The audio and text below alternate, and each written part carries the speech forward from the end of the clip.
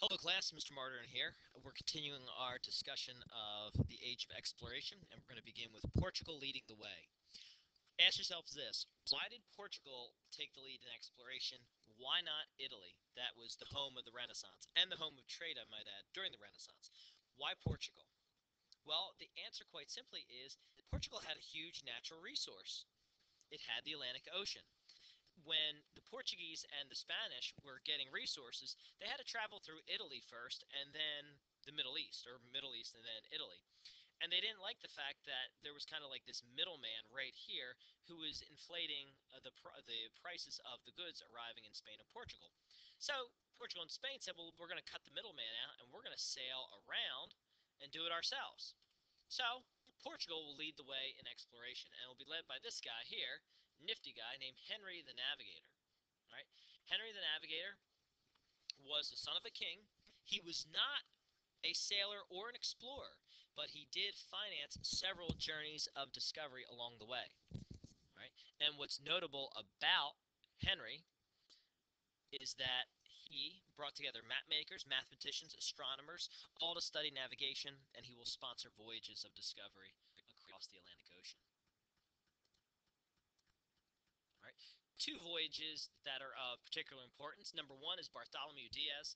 In 1487, Bartholomew Diaz leaves Portugal, and he basically hugs the coast of Africa, and he reaches the tip of Africa, and he calls it the Cape of Good Hope.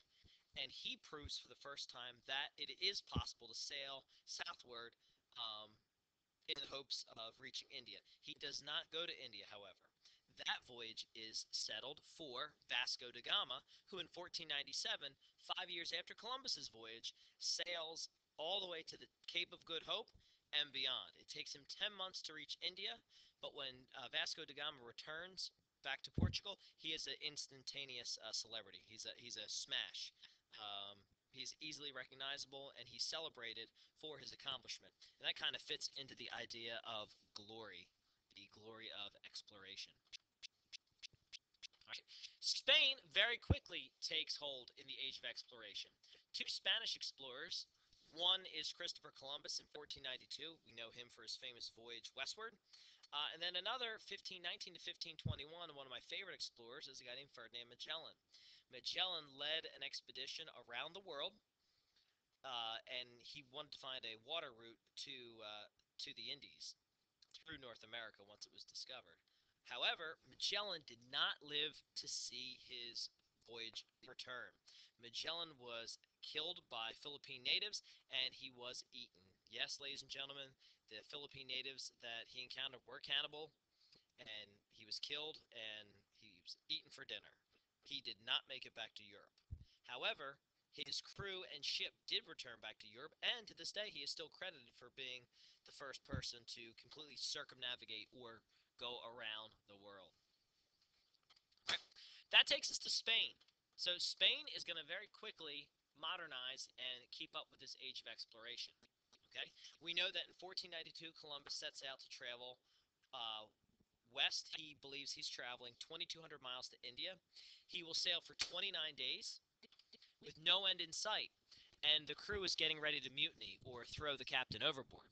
But what happens is 2 to 3 days after that alleged mutiny, the Spaniards find land. They discover land, and Columbus becomes the first European ever to set foot in the Americas. Now, take a look. If you look at this blue map, this is a map of America as it is, North America, South America. The brown map, the overlay, is Columbus's map. So Columbus thought he was somewhere here in these islands of the West Indies. Okay, using modern navigation, that would have put him somewhere in the Pacific Ocean, on the other side of North America. However, he was much, much closer to Europe than he thought. He was down in the Caribbean Sea. Most likely he landed in Cuba, Jamaica, the Dominican Republic, Haiti, kind of in that area.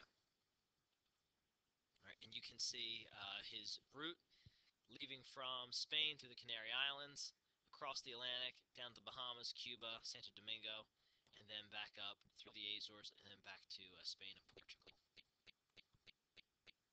Okay, and this map just provides you with the overlays of the explorers: Da Gama, and Diaz sailing around Africa, and then Columbus's overseas voyage. Columbus ended up making several voyages to the New World. He calls the islanders Indians because obviously he thought he was in India. And he spends 3 months there exploring the different islands and meeting the different natives. And his search there is for gold. So there you have the two G's. You have Columbus looking for gold and obtaining glory.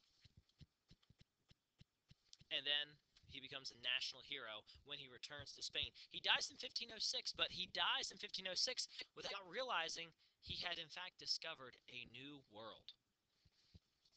And this is a map just showing you all the different overseas routes. And you can see here is the voyage of Magellan in 1519, going around across the Pacific. Magellan is killed here in the Philippines, and his crew sails across the Indian Ocean and returns back to Europe safely. All right. We're also going to take a look at America's best salesman, a guy by the name of Amerigo Vespucci. Okay, Vespucci was an explorer and a cartographer.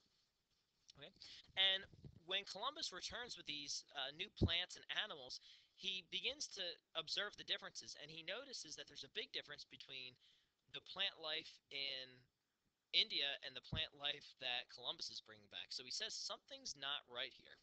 So he begins to make some critical observations, and then finally in 1507, a year after Columbus dies, he makes the claim that in fact Columbus discovered a new world. And his writings were very profound, and they were very graphic and very lurid, and they attracted many new Europeans to kind of incentivize them to come to the New World, which is why North and South America have their names, named after Amerigo Vespucci. Okay.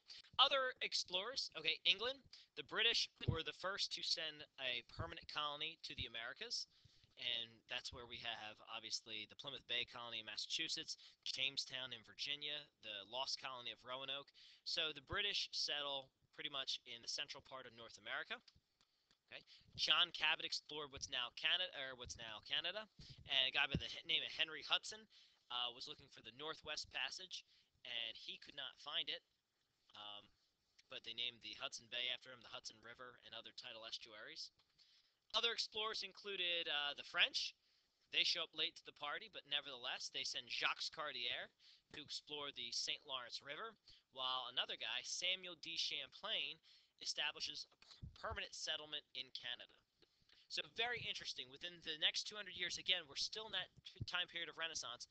The French, the British all jump in on this bandwagon of exploration and begin to colonize the New World. All right.